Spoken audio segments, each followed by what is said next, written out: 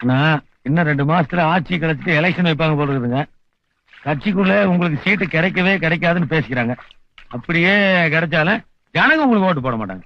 நான் ஒண்ணுமே பண்ணலையாடா. அதானுங்க, ஏதாவது பண்ணா தானே போடுவாங்க. நீங்க தான் ஒண்ணுமே பண்றது இல்லையே. மணியா, மனசாட்சியை பார்த்து சீட்டு கொடுத்ததுல உன்னோட பீரியட் இல்ல. இப்ப டெண்டர் சிஸ்டம்.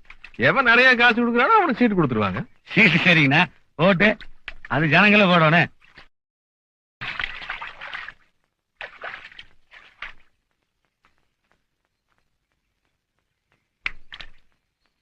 குறை 30 வருஷமா கட்சியில் இருக்கிறவன் நானு.